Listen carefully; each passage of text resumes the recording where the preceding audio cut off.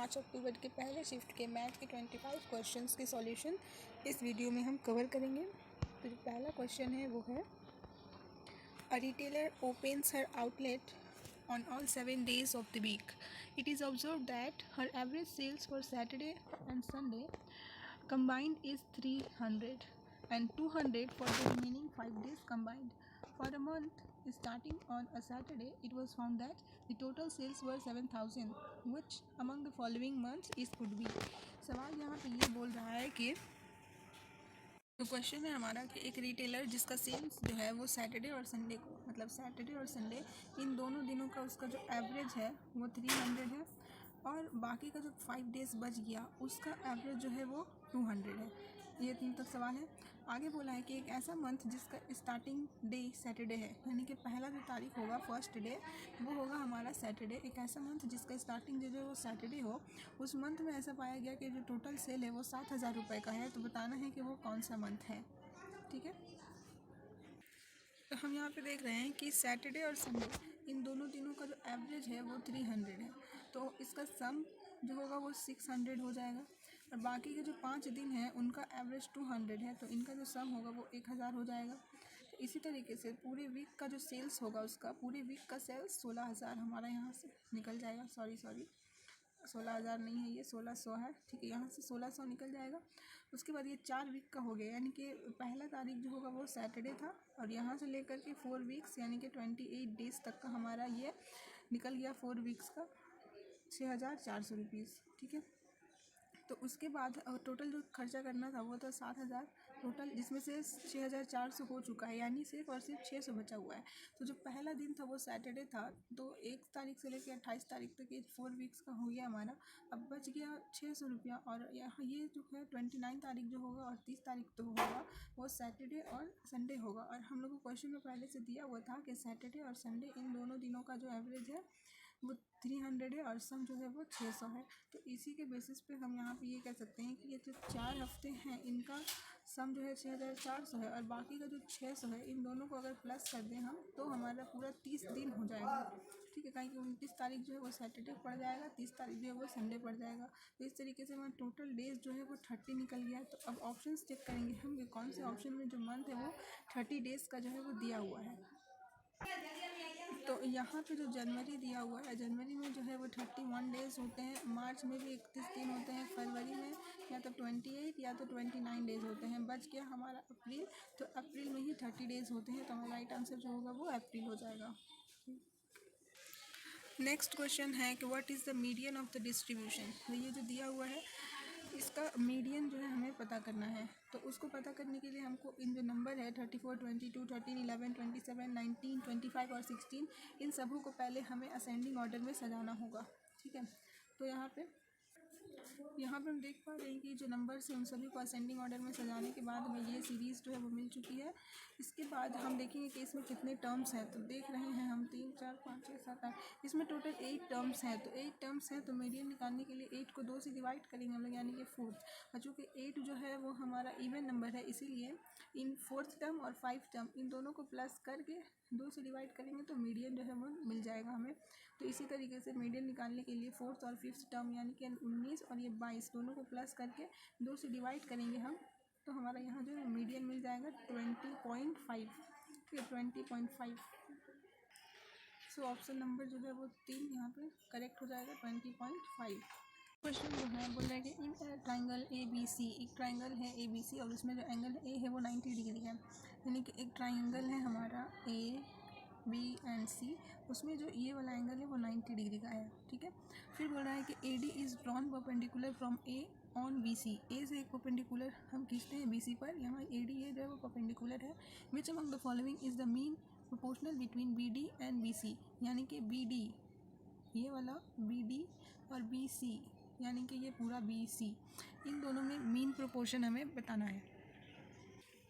तो यहाँ हम देख रहे हैं कि एक ट्राइंगल है हमारा ए बी सी, इस ट्राइंगल में ए डी जो है वो बी सी पर परपेंडिकुलर है और हम यहाँ पे ये राइट एंगल ट्राइंगल का जो प्रॉपर्टी है वो जानते हैं कि बी ए बी का जो स्क्वायर होता है वो बराबर होता है B D into B C, क्योंकि ये जो ट्राइंगल है हमारा ए बी डी ये ट्राइंगल इसके सिमिलर होता है, इसीलिए जो ए बी का स्क्वायर होगा वो B D into B C होगा। तो यहाँ से हमको जो पूछा था वो बी डी और बी सी का मीन प्रोपोर्शन, तो मीन प्रोपोर्शन जो होता है वो होता है B D into B C का रूट, यही होता है मीन प्रोपोर्शन। तो यहाँ से इसका स्क्वायर हटाएंगे हम तो इसके ऊपर रूट पड़ जाएगा और यही हमसे पूछा था, तो आंसर जो है वो ए बी हो जाएगा हमारा।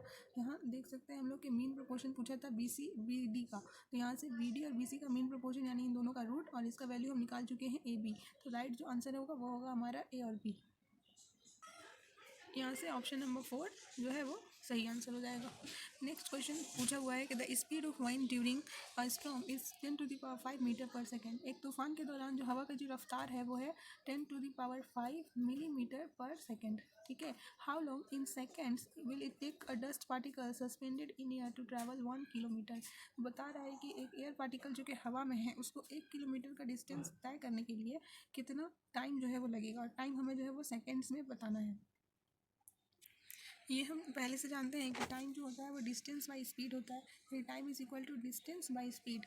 तो यहाँ पे डिस्टेंस जो है कितना कवर करना है उस पार्टिकल को, तो 1 किलोमीटर डिस्टेंस ट्रेवल करना है, और स्पीड जो है वाइंड का वो कितना दिया हुआ है 10⁵ मिलीमीटर पर सेकेंड इतना दिया हुआ है। तो हम पहले यहाँ पे कन्वर्ट करेंगे कि 1 किलोमीटर जो है वो 1000 मीटर के बराबर है और 1 मीटर जो है वो 1000 मिलीमीटर के बराबर है। तो यहाँ से हम 1 किलोमीटर जो है वो कितना मिलीमीटर के बराबर होगा, तो 1 kilometre is equal to 10⁶ millimetre. ठीक है, अब यहाँ से जो टाइम का फॉर्मूला है डिस्टेंस बाय स्पीड, तो डिस्टेंस भी हम मिलीमीटर में निकाल लिए 10⁶ और स्पीड जो है वो मिलीमीटर में था ही 10⁵। तो यहाँ से कट्टम कुट्टी करके यहाँ पे ऊपर बच जाएगा सिर्फ और सिर्फ 10, मीटर to मीटर भी कट जाएगा यहाँ पे, और टाइम पूछा था सेकेंड्स में तो वो हमें मिल चुका है टाइम। सेकेंड में कितना टाइम लगेगा, तो 10 सेकेंड। तो राइट आंसर हो जाएगा हमारा 10 सेकेंड। सो क्वेश्चन नंबर 4, इसका जो राइट आंसर होगा वो होगा ऑप्शन नंबर 3, 10 सेकेंड्स। बढ़ते हैं नेक्स्ट क्वेश्चन। तो ये डीआई का क्वेश्चन हम बाद में करेंगे, नंबर 16 है। हाँ, उसके बाद आ गया नेक्स्ट क्वेश्चन। क्वेश्चन नंबर 6 बोल रहा है कि due to some crisis some people from state A migrated to state B. कुछ रीजन्स की वजह से स्टेट ए से कुछ लोग जो है वो स्टेट बी में चले गए, and thereby the population of the second state. Second state कौन, तो बी का बात बोल रहा है। तो जब ए से लोग बी में चले गए तो ये हो गया सेकंड स्टेट, और जाने की वजह से इसका जो पॉपुलेशन है वो इंक्रीज हो गया है 19.96%।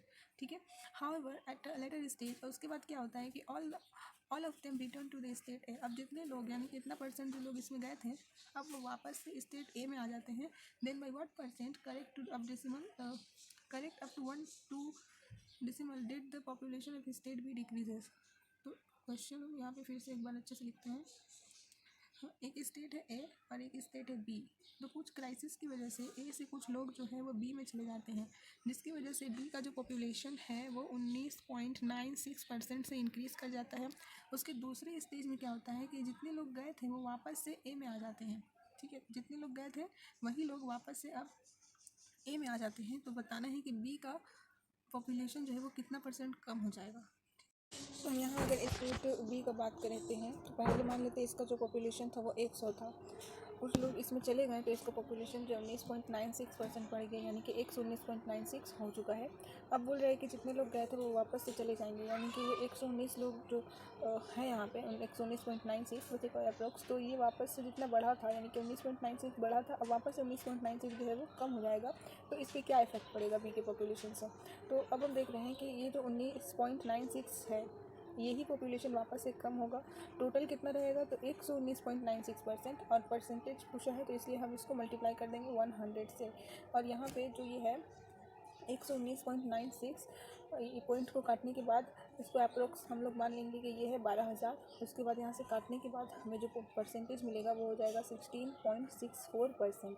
यानी कि जब स्टेट ए से स्टेट बी में लोग गए थे तो स्टेट बी का जो पॉपुलेशन था वो 19.96% जो है वो इंक्रीज़ हो गया था। लेकिन जब दूसरे स्टेट में जितने लोग गए थे यानी कि 19.96% लोग फिर से अगर स्टेट ए में चले जाएंगे तो बी का जो पॉपुलेशन है वो कम हो जाएगा कितने परसेंट, तो 16.64% जो है बी का पॉपुलेशन कम हो जाएगा।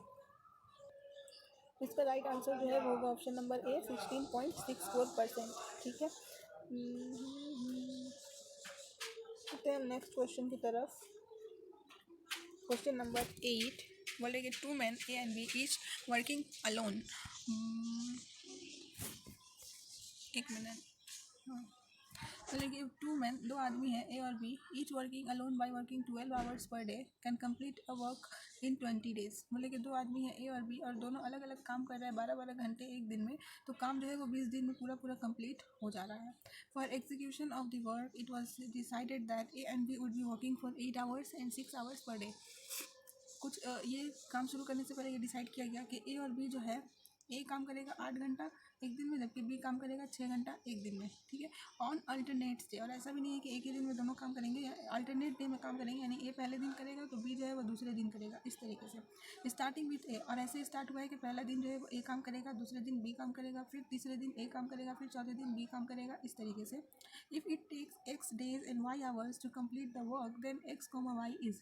अब बताना है कि अगर इस तरह से काम हो कि पहले ए काम करे, फिर बी काम करे, फिर ए काम करे, फिर बी काम करे, इस तरीके से अगर करें हम लोग, तो टोटल एक्स दिन लगेगा हमको और वाई आवर्स लगेगा। तो वो एक्स और वाई का वैल्यू हमें पता करना है।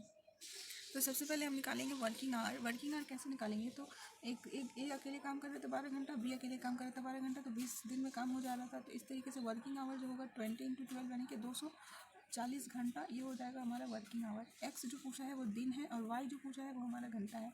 और बोला है कि ए और बी दोनों अल्टरनेट डेज में काम कर रहे हैं, यानी कि पहले दिन ए काम कर रहा है तो दूसरे दिन बी काम कर रहा है। और कितना कितना घंटा, तो ए जो है वो 8 घंटा काम कर रहा है, बी जो है वो 6 घंटे काम कर रहे हैं। तो इस तरीके से पहले दिन और दूसरे दिन यानी कि 2 दिन में इतना इतना घंटा काम करके टोटल 14 घंटे काम हो रहा है 2 दिन में, ठीक है। यहाँ सिंपल मिल रहा है कि दोनों ए और बी मिलकर 2 दिन में 14 घंटा का काम कर दे रहे हैं। और हमारा टोटल जो वर्किंग आवर है वो कितना है, तो वो 240 आवर्स है। तो इसमें हम 14 को अगर 17 से मल्टीप्लाई कर देते हैं तो यहाँ पे आ जाएगा 238। अब इसको हम 14 को 17 से मल्टीप्लाई करके 238 लाए हैं, तो 2 को भी 17 से मल्टीप्लाई करके 34 लाना होगा। तो अब इसके बाद से टोटल जो वर्किंग आवर था वो था हमारा 240, और हम ये ए और बी दोनों मिल करके अल्टरनेट डेज में 238 काम कर चुका है, ठीक है। तो इसमें से अगर इसको माइनस कर दे तो 2 आवर्स अभी भी बाकी है, तो ये 2 आवर्स, तो इतना 238 काम करने में दोनों को कितना दिन लगा है, वो 34 डेज़ लगा है। और हमसे एक्स और वाई में यही पूछा था कि एक्स जो है वो डेज़ है और वाई जो है वो आवर्स है, तो दोनों मिलकर अल्टरनेट डेज में काम कर रहा है, तो 34 डेज़ लग रहा है। और कितना घंटे बच गया, तो 2 घंटे बच गया। अब ये 2 घंटे में ए आकर भी कर सकता है, बी आकर भी कर सकता है, कोई भी आकर के कर सकता है ये काम। लेकिन तो हमें एक्स और वाई पूछा था, तो एक्स जो है वो दिन है, वाई जो है वो आवर्स है, तो यहाँ पर मिल जाएगा हमको 34 डेज़ और 2 आवर्स। तो एक्स कॉमा वाई का वैल्यू हो जाएगा 34,2। यहाँ पे ऑप्शन नंबर 4 जो है वो हमारा सही आंसर होगा 34,2, ठीक है। अब दूसरा सवाल है कि the total surface area of a solid right circular cylinder 1617 square centimetre square, यानी 1617 सेंटीमीटर स्क्वायर। ये एक राइट सर्क्यूलर सिलेंडर का जो है वो टोटल सरफेस एरिया है। If the diameter of the base is 21 centimetre, अगर बेस का जो डायमीटर है वो 21 सेंटीमीटर है, देन व्हाट इज़ वॉल्यूम, तो उसका वॉल्यूम जो है कितना होगा। डायमीटर जो दिया हुआ है वो 21 दिया हुआ है, तो हम यहाँ से रेडियस निकाल लेंगे 21/2। टोटल सरफेस एरिया हमारा जो है दिया हुआ है 1617 सेंटीमीटर स्क्वायर, ठीक है। इसी के बेसिस पे हम आगे का काम करेंगे कि टोटल सरफेस एरिया का जो फार्मूला होता है 2πr/r+h, ये फार्मूला होता है। और ये बराबर है 1617 के। यहाँ से सभी का वैल्यू जो है हम पुट करेंगे। 2 ऐसे ही है, पाई का वैल्यू 22/7, रेडियस जो है 21/2, और यहाँ पे भी 21/2 रेडियस और प्लस h, और यहाँ पे 1617। इन सबको काटने के बाद हम यहाँ से हाइट निकालेंगे, तो हमारा हाइट जो है वो निकल जाएगा 14। अब जो हमसे वॉल्यूम पूछा था, तो वॉल्यूम का जो फार्मूला है वो होता है πr²h। सिलेंडर का वॉल्यूम πr²h होता है। पाई का वैल्यू 22/7, r का स्क्वायर मतलब रेडियस जो है वो 2 बार, और h हाइट अभी हम निकाले हैं 14। अब यहाँ से सबको सॉल्व कर देंगे, तो हमारा जो सबको सॉल्व करने के बाद जो राइट आंसर है वो हो जाएगा 4851, और जो कि ये क्यूबिक सेंटीमीटर होगा, जो कि ये वॉल्यूम है, ठीक है। तो यहाँ ऑप्शन नंबर बी जो है वो सही है, 4851। नहीं कि if I gain 124% by selling an item for 1232 rupees, यानी कि अगर हम किसी भी एक सामान को 1232 रुपीज़ में बेच रहे हैं, तो हमको जो प्रॉफिट हो रहा है वो 124% हो रहा है। तो then what would be my gain और loss percentage if I sell it for 572 rupees. तो अगर हम उसको 572 रुपये में बेचेंगे तो हमको कितना का लॉस होगा या फिर कितना का फ़ायदा होगा। तो यहाँ देखते हैं कि अगर सेलिंग प्राइस जो है वो 1232 है, तो हमें प्रॉफिट जो है वो 124% हो रहा है। अगर सेलिंग प्राइस जो है वो 572 होगा तो हमें कितने का प्रॉफिट या फिर लॉस होगा। तो ये जो 124% का हम प्रॉफिट कर रहे हैं तो उसमें 100% इसका कॉस्ट प्राइस होगा, तभी इसमें 124 का प्रॉफिट करें तो हम इसको बेच रहे हैं 1232 में। इसी तरीके से ये जो 1232 है वो हो जाएगा हमारा 224% का मान हो जाएगा। तो आगे हम इस तरह से इसको लिखेंगे कि 224% जो है वो 1232 का बराबर है। तो ये हमारा 572 में बेचेंगे तो हमको कितना परसेंट का प्रॉफिट या फिर लॉस होगा। तो यहाँ से जब काटेंगे तो आंसर होगा हमारा 104%। लेकिन 104% तो होगा नहीं, क्योंकि इसमें 100% जो है वो कॉस्ट प्राइस का वैल्यू है। तो इसीलिए जो 4% होगा वो सिर्फ हमारा प्रॉफिट परसेंट होगा। अगर यहाँ पे हमारा काट करके अगर 96% आया रहता तो हम बोलते कि -4% हुआ है, यानी कि 4% का लॉस हुआ है। लेकिन चूँकि ये 100 से ज़्यादा है 104, इसीलिए हमारा 4% का जो प्रॉफिट हुआ है। ठीक है, इस क्वेश्चन का जो राइट आंसर है वो हो जाएगा 4% गेन, यानी कि ऑप्शन नंबर 4% गेन। ठीक है, नेक्स्ट क्वेश्चन है 2 containers have mixtures of milk and water. 2 container है, दोनों में मिल्क और वाटर का जो है वो मिक्सचर रखा हुआ है रिस्पेक्टिवली इन रेशियो 3:2 एंड 6:5। यानी कि पहला जो कंटेनर है ए और एक दूसरा कंटेनर है बी। पहले कंटेनर में अगर मिल्क 3 है तो वाटर 2 है, दूसरे कंटेनर में मिल्क 6 है तो वाटर जो है वो 5 है, ये बताया गया है। In what ratio should the contents be mixed so that the ratio of milk to water in the final mixture is 4:3। बोल रहा है कि किस रेशियो में इन दोनों मिक्सचर्स को हम मिला दें ताकि जो मेन रेशियो बने हमारा उसमें 4:3 का रेशियो जो है वो बन के निकले। क्वेश्चन समझ में आ गया कि एक कंटेनर है ए और एक दूसरा कंटेनर है बी, इसमें भी मिल्क इज टू वाटर है, इसमें भी जो है वो मिल्क इज टू वाटर है। इसका रेशियो दे दिया है 3:2, इसका रेशियो दे दिया है 6:5। अब बोल रहा है कि किस रेशियो में इन मिक्सचर्स को हम आपस में मिला दें एक दूसरे कंटेनर में ताकि उसमें जो मिल्क और वाटर का जो रेशियो है वो 4:3 हो जाए। ठीक है, हम यहाँ पे इसको सॉल्व करने के लिए सिर्फ एक प्रोपोर्शन पकड़ेंगे, सिर्फ मिल्क को लेंगे, सिर्फ मिल्क के बारे में बात करेंगे। कंटेनर ए और कंटेनर बी, तो कंटेनर ए में जो रेशियो था वो था 3:2 और इसमें था 6:5, यानी कि ये मिल्क का रेशियो है और ये वाटर का है, ये मिल्क का और ये वाटर का है। तो सिर्फ मिल्क के बारे में हम बात करेंगे तो मिल्क पहले वाले में था 3 और टोटल कितना था, तो 3 और 2 5, यानी कि मिल्क था 3/5, यानी 5 में 3 हिस्सा जो था वो दूध का था पहले वाले कंटेनर में। दूसरे वाले कंटेनर में मिल्क था 6 और टोटल था 11, यानी कि 11 में 6 जो पार्ट था वो मिल्क का था। बोले कि इस रेशियो में इसको मिला देंगे कि जो फाइनल जो मिक्सचर बनेगा उसमें रेशियो होगा मिल्क और वाटर का 4:3, यानी इसमें मिल्क का जो है वो 4 है और ओवरऑल टोटल कितना है 7। यहाँ से इसको सॉल्व करेंगे हम, तो इसमें से इसको घटाएंगे, यहाँ आ जाएगा हमारा 2/77, इसमें से इसको घटा देंगे, यहाँ पे आ जाएगा हमारा 1/35, यानी कि 277 और 1/35 इन दोनों को हम सॉल्व कर देंगे तो हमारा रेशियो वो निकल जाएगा मिल्क और वाटर का वह 10:11। फाइनल रेशियो जो होगा वो होगा 10:11। और यही जो है फाइनल मिक्सचर में जो ए और बी इन दोनों मिक्सचर को अगर हम 10:11 के प्रोपोर्शन में मिला दें, जो फाइनल मिक्सचर बनेगा उसमें मिल्क और वाटर का जो प्रोपोर्शन रहेगा वो हमारा जितना भी बोला था 4:3 होगा ना, 4:3 मिल्क और वाटर का प्रोपोर्शन होगा अगर हम मिक्सचर है और मिक्सचर बी को इस प्रोपोर्शन में मिलाते हैं। इस तरीके से 11 नंबर क्वेश्चन का राइट आंसर जो है वो ऑप्शन नंबर ए हो जाएगा, 10:11 is the right answer. Next question हम देखते हैं कि consider 10 consecutive odd numbers starting from the 5। 5 से शुरू करके हमें 10 कंसेक्यूटिव नंबर्स लिखने हैं, ऑड नंबर्स लिखने हैं, यानी कि 5 6 नहीं लिख सकते हम क्योंकि 6 इवन नंबर है। ऑड लिखना है तो 7, फिर जाके 9 11 13, इस तरह से हमें कंटिन्यू 10 नंबर लिखने हैं। each of them multiply each of them except the first and the second with 3। पहले और दूसरे को छोड़ करके बाकी जितने भी नंबर हैं उनको मल्टीप्लाई करना है 3 के साथ। What will be the average of 10 numbers so form. इस तरीके से करने के बाद जो 10 नंबर हैं उनका एवरेज हमें पता करना है। तो यहाँ पे हम 5 से स्टार्ट करके ऑड नंबर्स यहाँ पे लिख दिए हैं 5 7 9 11 13 15 17 19 21 23, ये 10 नंबर हैं, ऑड नंबर है 5 के बाद से। उसके बाद है कि पहले और दूसरे को छोड़कर बाकी जितना ये नंबर है सबको 3 से मल्टीप्लाई कर देना है। तो हम यहाँ क्या करेंगे, आसानी के लिए पहले इन सबों का एवरेज निकालेंगे। तो इन सबों का जो एवरेज है वो आ जाएगा 16। अगर इन सबको 3 से मल्टीप्लाई कर रहे हैं तो एवरेज भी 3 से मल्टीप्लाई होगा। तो 16 को 3 से मल्टीप्लाई कर देंगे, यानी कि इन सबों का एवरेज जो निकल गया वो 48 निकल गया। अब ये तो एवरेज निकला है 48, तो इसका सम कितना होगा, तो 48 एवरेज है और टोटल नंबर कितना है वो 8 है। इन दोनों को मल्टीप्लाई कर देंगे तो इन 8 नंबर का सम निकल जाएगा, प्लस इन दोनों को भी प्लस करके जोड़ देंगे 12। ठीक है, तो अब टोटल नंबर हमारा कितना हो गया 10, 8 यहाँ का और 2 ये वाला, और दोनों का सम ऊपर में है।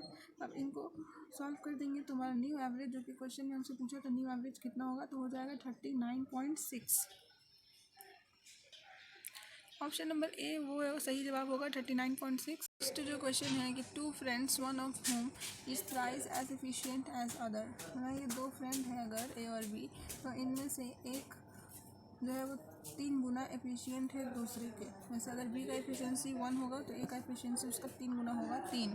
वर्किंग टुगेदर, अगर दोनों साथ में काम कर रहे हैं, can complete a work in 6 days. दोनों साथ में काम करेंगे तो 6 दिन में काम जो है वो कंप्लीट हो जाएगा। In how many days will the less efficient among the two be able to complete twice the quantum of work. बोल रहा है कि ये 2 दोस्त हैं, एक जो है वो दूसरे का 3 गुना एफिशिएंट है। अगर दोनों साथ में काम करते हैं तो 6 दिन में काम कंप्लीट कर लेते हैं। तो जो लेस एफिशिएंट है, यानी अगर ऐसे है इसका एफिशिएंसी 1 और इसका 3, तो ये जो लेस एफिशिएंट दोस्त है वो जितना भी काम दोनों कर रहा है उसका 2 गुना काम को कितने दिनों में करेगा। 2 दोस्त था, मान लेते हैं एक ए था दूसरा बी था।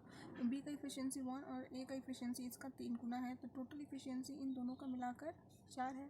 तो टोटल वर्क कैसे निकालेंगे, तो वर्क निकालने के लिए हम ये 6 घंटे में दोनों काम कर ले रहे थे, 6 दिन में दोनों जो है काम मुकम्मल कर ले रहे थे, और इफ़िशियंसी जो है उनका 4 है। तो इन दोनों को मल्टीप्लाई कर देंगे तो हमारा टोटल वर्क जो है वो 24 निकल जाएगा।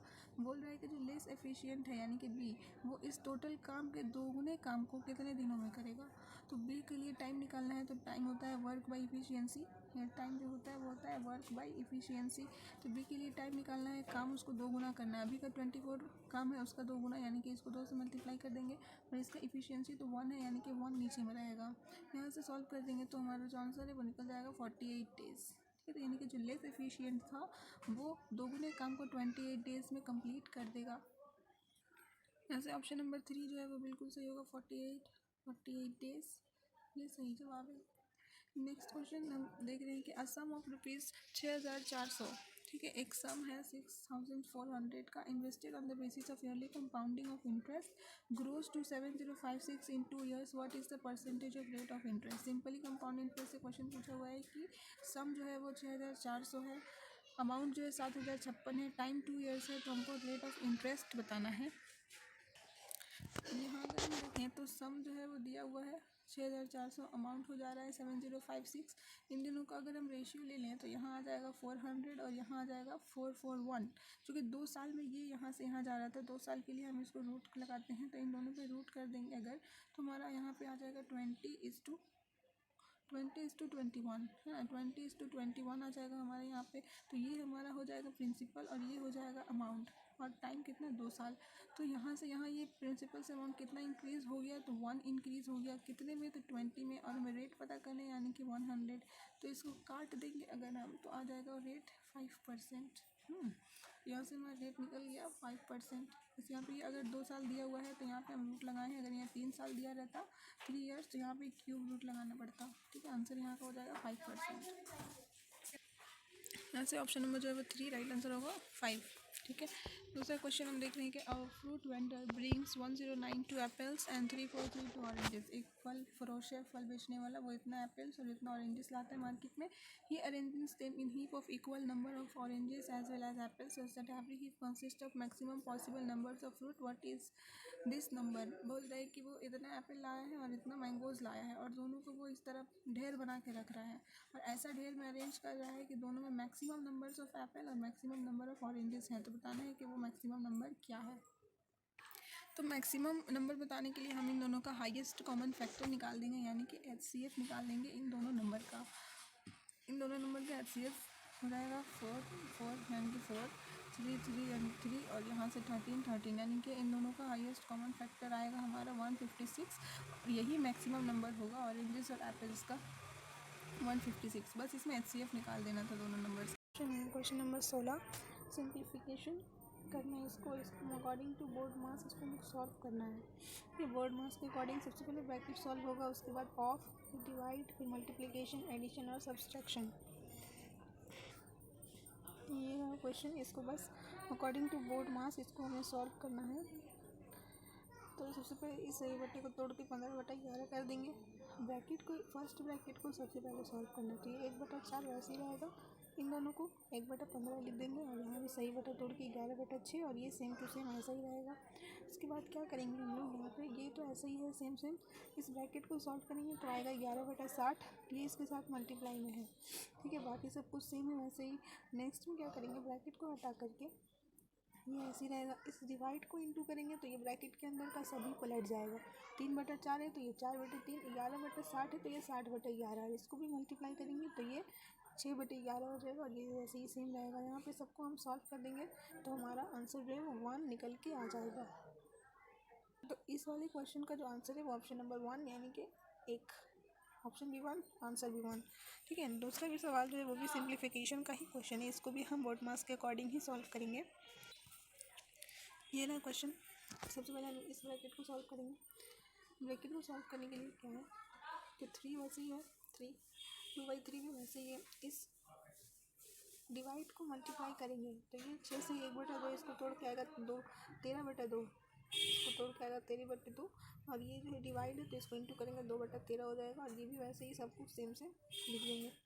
फिर दूसरे स्टेज में इस ब्रैकेट के अंदर का सब कुछ को सॉल्व कर देंगे तो ये 2 से 2 कट जाएगा, 3 से 3 कट जाएगा, आ जाएगा 3 + 1/13 ऑफ 13/3। नीचे में इसको भी सॉल्व करेंगे हम लोग, 2 एकम 2, 2 2 2 एकम 2, 2 चौके 8 यानी कि -4/3 ये नीचे में है इसका। फिर यहाँ से इसको 3 + 1/13 इसको सॉल्व करेंगे तो आ जाएगा 40/13 और ऑफ मतलब मल्टीप्लाई 13/3, यहाँ से 13 13 कट जाएगा, 3 से 3 कट जाएगा और यहाँ पे आ जाएगा 10, ये -10 के साथ चला जाएगा यानी कि आंसर आएगा हमारा -10। -10 जो होगा वो हमारा सही जवाब होगा। इस क्वेश्चन का जो आंसर होगा ऑप्शन नंबर 3 -10 सही जवाब है। उसके बाद नेक्स्ट क्वेश्चन है, how much time in seconds does the earth take to rotate through an angle of 135 degrees about its axis. सभी को पता है ज़मीन जो अपने एक्सिस पे रोटेट करती है, ठीक है। तो ज़मीन एक पूरा चक्कर लगाती है, मतलब कि 360 डिग्री घूमती है। कितना टाइम लगता है, तो 24 आवर्स लगता है, हमें सब पता है।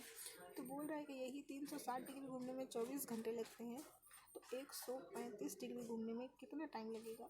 घंटा में नहीं पूछा है, यहाँ पे सेकंड्स में पूछा है, कितने सेकंड्स लगेंगे, ठीक है। तो यहाँ पे ये जो 24 आवर्स है, 24 आवर्स में 360 डिग्री घूम रहा, ठीक है, यानी 360 डिग्री घूमने में इसको 24 घंटा लग रहा। इसको 60 से मल्टीप्लाई करेंगे तो ये मिनट हो गया, दोबारा से 60 से मल्टीप्लाई करेंगे तो ये पूरा सेकंड हो गया, यानी 360 डिग्री घूमने में इतना सेकंड का टाइम लग रहा।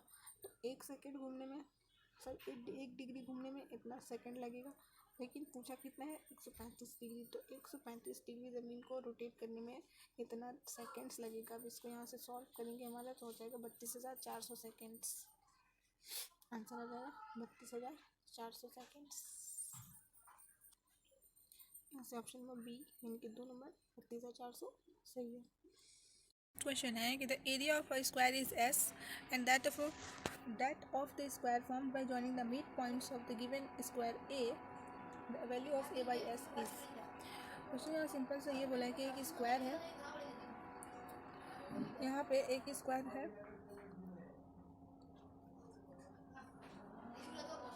और इस स्क्वायर का जो एरिया है वो s है, इस स्क्वायर का एरिया s है। उसके बाद क्या किया गया है कि इसके स्क्वायर के मिड पॉइंट्स को, साइड्स के जो मिड पॉइंट है उसको मैच करके, उसको ज्वाइन करके एक दूसरा स्क्वायर बना दिया गया इस तरह, और इस वाले स्क्वायर का एरिया जो है वो a है समझ। उसके बाद वैल्यू पूछा है तो a by s का वैल्यू जो है वो कितना होगा, ये हमसे पूछा गया है। तो हम लोग यहाँ पे मान लेंगे कि जो स्क्वायर था, ये वाला स्क्वायर, इसका जो एरिया है वो s है, यानी ABCD एक स्क्वायर है, तो इसके साइड्स को हम 2 मान लेंगे, ठीक है। तो अगर साइड 2 है तो एरिया का यहाँ पर एस जो था वो हमारा एरिया था, और एरिया कैसे निकालते हैं, तो साइड पे स्क्वायर, साइड को हम 2 मान लिए, ये भी 2, ये भी 2, ये भी 2, सब 2, तो इसका एरिया कितना हो जाएगा, तो 2 का स्क्वायर 4, यानी कि जो एस था उसका वैल्यू हम निकाल लिए 4। ठीक है, अब क्या करेंगे, जो उसमें बात बोला है कि इसके मिड पॉइंट्स को, स्क्वायर के मिड पॉइंट्स को, यानी एक्स मान लेते हैं, इस साइड का मिड पॉइंट है एक्स, इसका वाई, इसका z और इसका w, इन सबको मिलाकर एक्स वाई जेड डब्ल्यू एक और स्क्वायर बना दे, और फिर इसका एरिया जो है वो a है। ठीक है, तो इसको जो हम 2 माने थे यहाँ से यहाँ तक, एक साइड्स को 2 माने थे, तो 2 में ये मिड पॉइंट है, तो यहाँ 1 होगा, यहाँ 1 होगा, उसी तरीके से यहाँ 1, यहाँ 1, ये भी 1, ये भी 1, ये भी 1, ये भी 1, 1 होगा।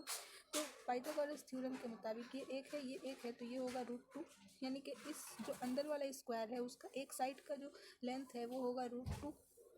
ठीक है, तो इसका एरिया कैसे निकालेंगे, तो साइड गलत है, यहाँ भी सिर्फ ए होगा, ए मतलब उसका अंदर वाला का एरिया, अंदर वाला का एरिया कितना, साइड पे स्क्वायर, तो साइड है √2 का स्क्वायर यानी कि 2, यानी एस का वैल्यू हम लोग निकाल लिए हैं 4, ए का वैल्यू निकाल लिए हैं 2। और अब क्वेश्चन में हम लोगों से पूछा था A/S, कि A/S पूछा था, ए का वैल्यू 2, एस का वैल्यू 4, यानी कि 1/2, 1/2 मतलब 0.5, यानी कि इस क्वेश्चन का आंसर जो है वो हो जाएगा ऑप्शन नंबर 4, 0.5 सही आंसर है। दूसरा क्वेश्चन है कि if X and Y are two numbers having opposite signs, अगर एक्स और वाई 2 नंबर है और दोनों का साइन जो है वो अपोजिट है, यानी एक्स अगर प्लस है तो वाई माइनस है, और एक्स अगर माइनस है तो वाई पॉजिटिव है, और X square is to Y square दिया है 16:81, तुमको वैल्यू बताना है इतना, इसका वैल्यू जो है कौन सा है, देखते हैं इसको। यहाँ पर हमको दिया हुआ है X square is to Y square 16:81, यहाँ से लिखेंगे X square by Y square, जिसका हो जाएगा 16/81, यहाँ से एक्स बाई वाई का वैल्यू जो है वो हम निकालेंगे 4/9, एक्स बाई वाई का वैल्यू जो है वो निकल जाएगा 4/9, और चूँकि बोला है कि कोई भी पॉजिटिव हो सकता है, कोई भी नेगेटिव हो सकता है, दोनों अपोजिट है एक दूसरे का, अगर एक्स को हम प्लस पकड़ेंगे तो वाई को माइनस, और एक्स को माइनस तो वाई को प्लस। ठीक है, इसलिए यहाँ पर प्लस और माइनस दोनों लिख देंगे। दिया गया हम लोग को 3x + 4y बटा में 2x - 3y, इसका वैल्यू निकालना है। तो हम पहले x को पॉजिटिव मान लेते हैं, y को नेगेटिव मान के वैल्यू को पुट करते हैं यहाँ पे, तो 3x का जगह 4, फिर 4y की जगह में -9, 2x का वैल्यू 4 - 3 इंटू वाई का वैल्यू -9, इसको सॉल्व जब करेंगे तो 12 - 36, 8 + 26, यानी फाइनल जो वैल्यू आएगा वो होगा -24/35। इसको ऑप्शन में देख लेंगे है कि नहीं, तो यहाँ से ऑप्शन नंबर 1 इसी में दिया गया -24/35, वो इसका सही जवाब हो जाएगा। उसके बाद है नेक्स्ट क्वेश्चन हमारा, container in the shape of a right circular cone, एक कंटेनर है जिसका इस ऐसा शक्ल है, right circular cone, whose radius and depth are equal, जिसका जो रेडियस है और जिसका जो डेप्थ है वो दोनों बराबर है, डेप्थ या फिर height, get completely filled by इतना 1,28,000 spherical droplets each of diameter 2 millimetre, what is the radius of the container in centimetres. Question यहाँ पे ये बोला है कि एक राइट सर्कुलर कोन है जिसका रेडियस और डेप्थ दोनों आपस में बराबर है, और वो ये जो कोन है इसमें छोटा छोटा बहुत सारा ड्रॉपलेट्स डाला गया है, कितना 1,28,000 ड्रॉपलेट्स इसमें डाला गया स्फेरिकल में, और उन स्फेरिकल ड्रॉपलेट्स का डायमीटर जो है वो 2 मिलीमीटर है, तो इस कंटेनर का रेडियस हमें बताना है सेंटीमीटर में। ठीक है, तो वॉल्यूम ऑफ द कोन कैसे निकालेंगे, तो वॉल्यूम जो कोन है हमारा इस तरीके से कॉनिकल कंटेनर है, तो इसका वॉल्यूम क्या होगा, इसके अंदर जितने भी ड्रॉपलेट्स हैं स्फेरिकल सबका वॉल्यूम को मिलाकर इसका वॉल्यूम निकल जाएगा, तो वही लिखेंगे कि वॉल्यूम ऑफ द कोन जो है वो इक्वल टू है, बराबर है वॉल्यूम ऑफ 1,28,000 स्फेयर्स उसके अंदर जो है। तो यहाँ से वॉल्यूम ऑफ द कोन निकालने का जो वॉल्यूम ऑफ द कोन का फॉर्मूला होता है 1/3πr³। तो कोन का वॉल्यूम का जो फॉर्मूला होता है वो होता है 1/3πr²h, होता है कोन के वॉल्यूम का फॉर्मूला। तो 1/3πr²h, जो क्वेश्चन में बोला था कि जो रेडियस है वो डेप्थ के बराबर है बोला था, और डेप्थ मतलब ही हाइट होता है, इसीलिए हम यहाँ हाइट की जगह भी आर ही लिखेंगे। उसके बाद वॉल्यूम ऑफ स्फीयर जो होता है 4/3πr³ होता है वॉल्यूम ऑफ द स्फीयर, लेकिन वॉल्यूम ऑफ कितना स्फीयर है 1,28,000 स्फीयर है, तो हम एक स्फीयर का वॉल्यूम निकाल के उसको मल्टीप्लाई कर देंगे 1,28,000 से। ठीक है, उसके बाद उसका रेडियस डायमीटर दिया हुआ था हम लोग को क्वेश्चन में कितना 2 मिलीमीटर, यहाँ से अगर हम रेडियस डायमीटर को हटा के रेडियस निकालें तो आ जाएगा 0.1 मिलीमीटर, लेकिन हमको सेंटीमीटर में आंसर बताना है तो सेंटीमीटर में इसको कन्वर्ट कर देंगे तो हो जाएगा 0.1 सेंटीमीटर। 0.1 सेंटीमीटर हो जाएगा ये। यहाँ सबका वैल्यू को पुट कर देंगे। यहाँ से ये 3 से ये 3 कैंसिल हो जाएगा, पाई से पाई कैंसिल हो जाएगा, ये इसको मल्टीप्लाई करके यहाँ आ जाएगा r³। यहाँ का ये 4 वैसे ही है, r³ था यहाँ पे, इसलिए 0.1 0.1 3 बार लिखा हुआ है इंटू ये। इसके बाद यहाँ से जब हम इसको सॉल्व कर लेंगे इस तरह, इसके नीचे 10 आएगा, इसके नीचे भी 10, इसके नीचे भी 10, ठीक है। फिर ये 3 जीरो से यहाँ का 3 जीरो कैंसिल हो जाएगा यहाँ पर, और ये 4 तो लिखा हुआ है ऐसे ही। अब ये 128 को तोड़ के हम लोग लिखें 16 इंटू 8, ठीक है। अब यहाँ पे क्यूब है तो ये 8 जो है, ये 8, ये 2 का क्यूब बन जाएगा, और ये 14, ये 16 और 4, ये 2 मिलके 64, यानी कि ये 4 का क्यूब बन जाएगा। तो यहाँ से सॉल्व करके r का वैल्यू जो है हमारा निकल जाएगा 8। r मतलब कि रेडियस निकल गया 8। उसके बाद रेडियस ही तो पूछा था, रेडियस पूछा था कौन का, तो रेडियस जो है वो 8 सेंटीमीटर हो जाएगा। ये रहा, पूछा था कि what is the diameter of the container, sorry what is the radius of the container in centimetre, तो हम लोग पता कर लेंगे 8 सेंटीमीटर है। ये हो गया। तो दूसरा क्वेश्चन है कि अ सेल्स पर्सन है with a view to promote sales of an item applies the principle of simple interest. He declares that 300 pieces of the item can be obtained immediately against cash payment, but a customer will get only 200 pieces of the item if he defers the payment for a year. What is the rate of percentage of interest on the whole? Simply ये कह रहा है कि एक आदमी है, अपना sales को प्रमोट करने के लिए क्या किया है कि वो सिंपल इंटरेस्ट का प्रिंसिपल को यूज़ किया है, और सबको ये बताया कि अगर अभी कैश पेमेंट करेंगे, इमीडिएटली कैश पेमेंट करेंगे तो उसको 300 पीसेस मिलेगा, और अगर पेमेंट को हम डिले करेंगे 1 साल के लिए तो उसको मिलेगा 200 पीसेस। तो बताना है कि रेट ऑफ इंटरेस्ट जो है वो क्या है। तो यहाँ पर मान लेंगे कि एक आइटम का जो प्राइस होगा वो 1 रुपया होगा। इस तरीके से जो इमीडिएटली कैश पे कर रहा था उसको 300 पीसेस मिल रहा था, और जो बाद में करता उसको 200 पीसेस मिलता, यानी कि डिफरेंस कितना हो जा रहा है, डिफरेंस 100 का हो जा रहा है दोनों पर। तो यही 100 जो है वो उसका interest as a interest count हो जाएगा उसका।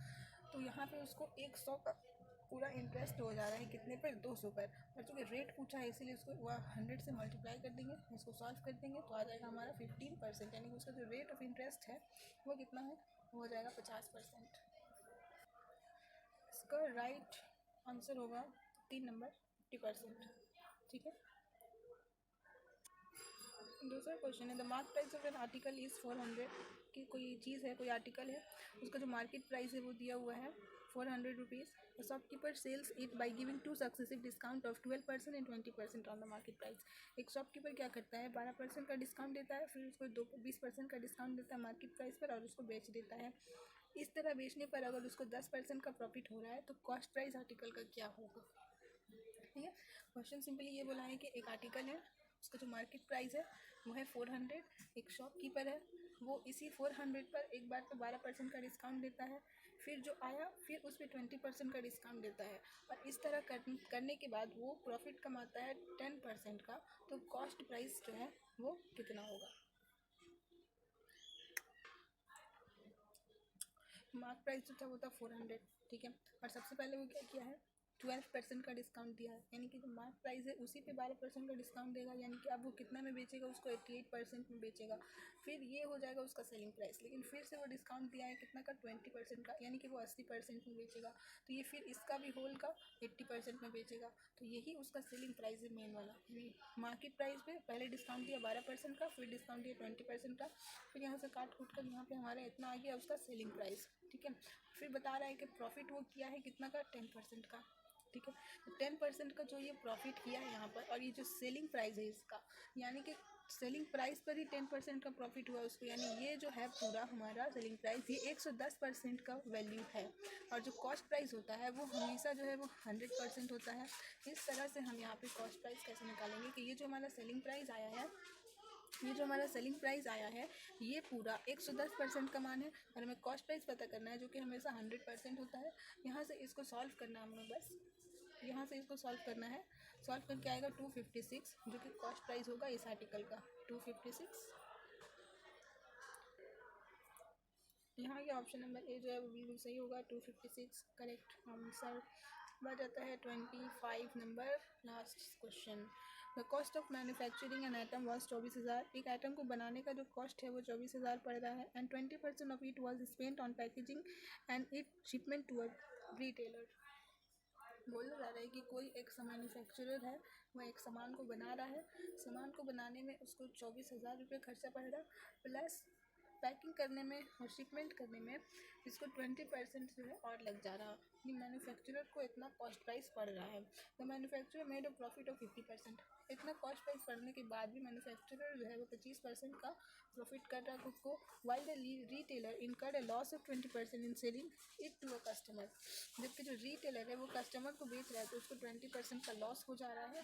At what price was the item sold by the retailer. तो वो ये रिटेलर जो है वो कितने प्राइस पे बेच रहा है जो उसको 20% का लॉस हो जा रहा है।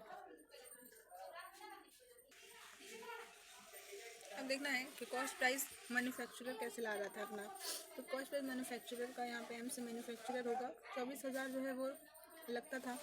उसके बाद 24,000 उसको बनाने में लगता था, प्लस वो 20% ऑफ जितना उसका खर्चा हुआ वो उसका पैकेजिंग और शिपमेंट पे खर्च करता था। तो टोटल कॉस्ट प्राइस जो आता था मैन्युफैक्चरर का वो 28,800 हो जाता था। उसके बावजूद भी वो 50% का जो है वो प्रॉफिट करता था, है ना, ये प्रॉफिट रहता था। प्रॉफिट 50% का, 50% का बटा होता है 1/2, 50% का बटा जो है वो 1/2 ही आता है, ठीक है। तो अब सेलिंग प्राइस जो है वो क्या होगा, मैन्युफैक्चरर जो बेचेगा रिटेलर को, तो ये इतना उसका कॉस्ट प्राइस है और उसको प्रॉफिट हुआ इतना का, यानी कि वो 3/2 में बेचेगा इसको। ये जो आया है हम लोग का ये मैन्युफैक्चरर का सेलिंग प्राइस है, लेकिन रिटेलर इसको खरीदेगा तो ये रिटेलर का ये कॉस्ट प्राइस है इतना, ठीक है। अब रिटेलर को लॉस हो जा रहा है 20% का, तो 20% का बटा होता है 1/5, 20% के लिए। सो इसको काटेंगे तो 1/5, इसको 1/5 बटे होगा। तो रिटेलर जो है वो कितना में सेल करेगा, तो रिटेलर का कॉस्ट प्राइस है इतना और उसको लॉस हुआ है कितना का, 20% का, यानी 4/5 में वो उसको बेचेगा, ठीक है। तो एक का लॉस हो गया उसको 20% का, ये पूरा हो जो है वो रिटेलर का सेलिंग प्राइस हो जाएगा। इसको हम सॉल्व करेंगे तो आ जाएगा 34,560, जो कि पूछा था कि रिटेलर जो है उसको कितने में बेच रहा है, जो उसको 20% का लॉस हो रहा है, तो कितने में बेच रहा है वो 34,560 रुपये में बेच रहा है। तो यहाँ से इसका जो करेक्ट आंसर है वो 2 नंबर करेक्ट आंसर है, 34,560, ठीक है। तो यहाँ जो है हमारा ये क्वेश्चन आंसर सारा खत्म हो जाता है, ये आंसर है, सभी क्वेश्चंस का आंसर यहाँ पे दिया गया है।